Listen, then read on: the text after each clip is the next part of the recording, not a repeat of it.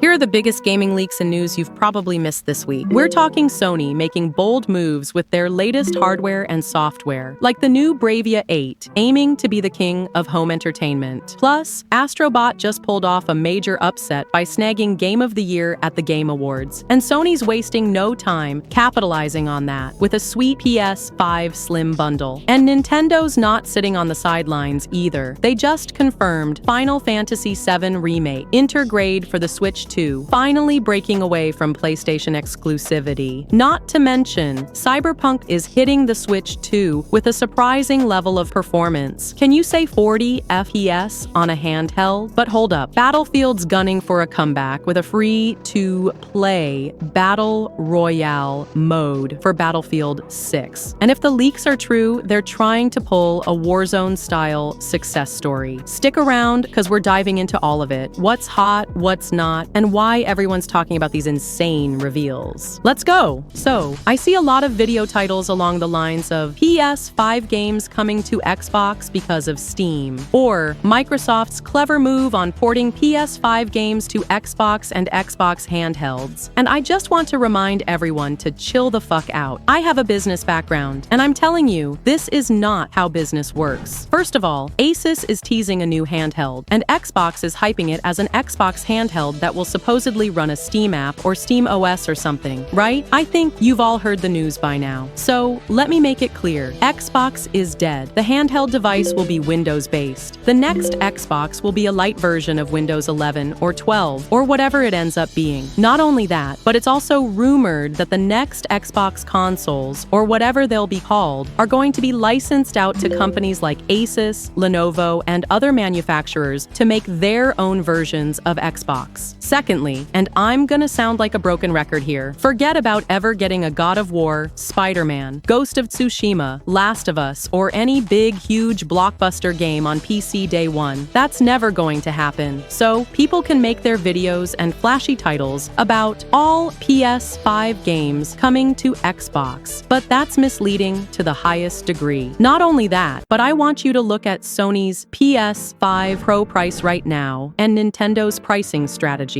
Why are they becoming more expensive? Well, that's because there's zero competition in the console market right now. Sony is dominating the blockbuster games. They pivoted back to action-packed, mind-blowing single-player games. And Nintendo has their own niche, with Zelda and Switch 2 gimmicks. If you're betting on Xbox riding high, you're not going to be a happy gamer. In my opinion, you have three options from 2025 to 2027. 1. PlayStation. Second, gaming PCs starting with 4080 GPUs. Third, Nintendo for the uniqueness and very special first-party games. Xbox, on the other hand, is the last console you should be thinking about investing in. Even ex-Xbox fans will tell you to stop. 90% of Xbox fans left that brand entirely during the Xbox One era. So, when I hear or see a video title like Xbox blah blah blah, I just roll my eyes. Because if Xbox had any good value, I would have bought an Xbox alongside my PlayStation years ago. Microsoft doesn't really care that much about dominating the gaming console market. They've just been losing money with Xbox ever since its inception. They admitted this themselves. So, they made the Xbox is Everything campaign and bought all those studios. They want to be the next Netflix of gaming and put all their IPs on everything. Sony, on the other hand, knows the monopoly it has right now. They will keep porting some games to PC, but they will never do it on day one. I'm saying this not as a Sony fanboy. I'm saying this from a business perspective. And I'll buy a Nintendo Switch 2 tomorrow if they have at least 3 games I'm dying to play that I can only get there. Heck, I'll even buy an Xbox if they come out with some bangers and they say, only on Xbox forever. But that's not happening anytime soon, right? Alright, so Shuhei Yoshida, who was basically the big boss of PlayStation's worldwide studios from 2008 to 2019, is throwing some interesting shade on the whole graphics are everything mentality. The dude was there through the PS3, PS4, and the early PS5 days. So his opinion's not just some random hot take. It's coming from someone who literally helped shape the PlayStation brand for over a decade. Now here's the deal. PlayStation has always been known for pushing visuals to the next level. I mean, from the PlayStation 1 era of blocky 3D to the PlayStation 5's ray tracing magic, it's been a constant race for better graphics. And Sony's built that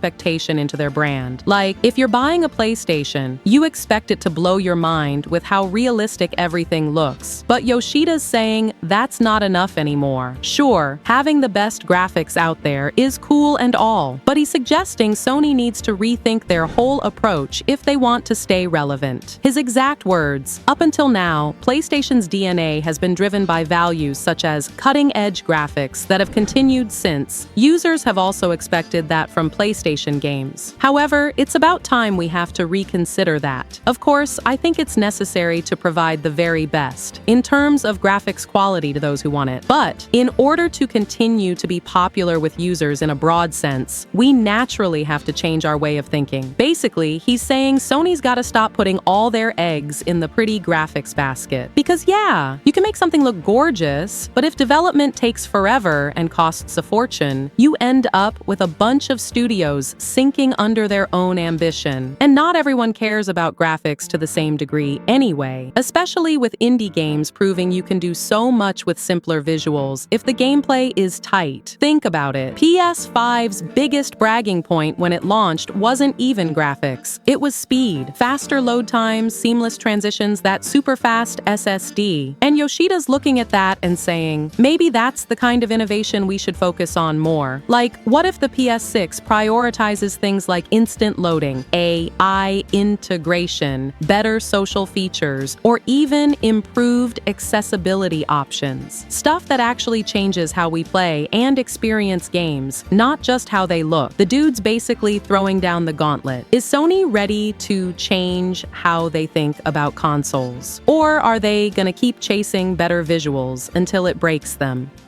So GTA 6 is finally on the horizon, aiming for a fall 2025 release. And Rockstar's keeping things tight-lipped, like really tight-lipped. But we've got enough confirmed details to get hype. First, platforms. It's locked in for the PS5 and Xbox Series. PC players, sorry, but you're probably waiting a while. This feels like a repeat of GTA 5's rollout. Console release first, PC later. Now, the big one, location. We're heading back to Vice City, baby. That's right, Rockstar's bringing us back to their take on Miami, which we haven't seen in a mainline GTA game since Vice City Stories in 2006. But this time, it's part of the state of Leonida, and it's looking bigger and more detailed than ever. Neon lights, beaches, swamps. It's giving major Vice City nostalgia mixed with the scale of GTA 5. Then there's the new dynamic duo, Lucia and Jason. The trailer makes it clear Lucia's been through some shit. She's literally introduced wearing a prison jumpsuit, and it looks like her and Jason are partners in crime, probably romantically involved, but Rockstar's not saying for sure. All we know is they're robbing stores, getting chased by cops, and trying to hustle their way to a better life. Classic GTA stuff, but with a new twist. Story-wise, Rockstar's been cagey, but from what we've seen, Lucia's arc might start with a prison break or something close to it. And judging by their chaotic heist and escape scenes, it's probably going to be a Bonnie and Clyde type storyline. But here's the kicker. Immersion is supposed to be the real selling point. According to Rockstar co-founder Sam Houser, GTA 6 is all about pushing what's possible with open-world storytelling. And based on the trailer, they're taking cues from real-life social media culture. Like, there's footage that looks like it was recorded on a phone, and we're seeing prompts like follow on screen, suggesting social media might be a big deal in the game. Think in-game TikTok or Instagram. Honestly, it feels like Rockstar's trying to merge the real world with the game world even more. And knowing them, that's probably gonna come with a ton of satire and commentary on internet culture, influencers, and all that good stuff. But here's the wild part. While we wait for GTA 6, people are still finding ways to make GTA 5 feel fresh with mods. Whether it's graphical overhauls, crazy new missions, or even turning Los Santos into a totally different city, modders are keeping the game alive. And it's kind of amazing that a game from 2013 still feels so alive because of them. The real question now is, can GTA 6 live up to the hype? And how's Rockstar planning to reinvent the open world formula this time? So Sony just dropped some wild news about their newest DualsSense controller, the EX8200. Apparently, apparently, some of these controllers are infested with tiny spiders. Yeah, you heard that right, spiders. So, here's what happened. During some routine inspections at a production facility in China, where these controllers are assembled, they discovered these little guys called Parvus aranea. They're basically micro-sized spiders that love squeezing into tight spaces, perfect for hiding inside controller parts, I guess. The crazy part? Some of these infested controllers actually made it out to the public before Sony caught on, and people started reporting all kinds of weirdness, like feeling little creepy crawly sensations on their hands, weird vibrations that shouldn't be happening, and even faint skittering sounds coming from inside the controller. Sony's trying to downplay it by saying the spiders aren't harmful and will probably stay inside the controllers. But like, who's really gonna be cool with holding a controller that's basically a spider Airbnb? They've put out some guidelines too, like keeping your controller in a sealed, cool place and avoiding humid conditions, since that apparently makes the spiders more active. Oh, and don't open the controller, because it could make the spiders freak out even more. They're also rolling out a recall for certain batches, so you can check your serial number online to see if you've got an infested one. But here's where it gets even crazier. Sony's looking into whether these spiders could actually be useful for enhancing the controller's feedback. Sony's spokesperson literally said, "We are exploring how biological organisms can interact with technology in meaningful ways," which is like classic corporate for, yeah, there are spiders in your controller, but maybe we can turn that into a cool gimmick. And if you're even slightly arachnophobic, this whole thing is basically a nightmare. Imagine trying to chill with a game, and suddenly you feel something crawling under your palms. Hard pass. Alright, so this is wild. Astro Bot just pulled off a massive upset by snagging the 2024 Game of the Year award at the Game Awards. And honestly, it's kinda refreshing. I mean, every year, it feels like the heavy hitters are always these super intense action games or crazy, detailed RPGs. But this time, an adorable, family-friendly platformer starring a big-headed robot takes the crown. Sony's not wasting any time either. They're bundling Astro Bot with the PlayStation 5 Slim Disc console, and it's on sale at Walmart for just $449. That's $111 off the regular price of $560, which is already a steal. And considering the PS5 Pro by itself costs way more than that, it's clear Sony's trying to push this bundle hard. Now, about the PS5 Slim itself, this thing's like the sleeker diet version of the OG PS5. It's around 30% smaller and lighter, but it still packs a full terabyte of SSD storage, which is huge. And it's backward compatible with PS4 games, so if you've got a stack of old discs gathering dust, they've still got life in them thanks to the Game Boost feature. That basically means better frame rates and faster load times compared to when you played those games on a PS4. But let's be real, the big draw here is Astro Bot. Sony's adding bonus content too, like Astro's Playroom, which has these 4 worlds specifically designed to show off all the cool tricks the DualsSense controller can pull off. Meanwhile, the PS5 Pro is doing its usual thing of being sold out everywhere and sparking that same shopping chaos we saw when the original PS5 launched in 2020. But the silver lining there, the PS5 Slim is way easier to get your hands on, and deals like this one are making it even more attractive. The whole move feels like Sony's trying to make the PS5 Slim more appealing to casual gamers and families. Like, instead of just chasing the high-end crowd with the PS5 Pro, they're making sure there's something for everyone. And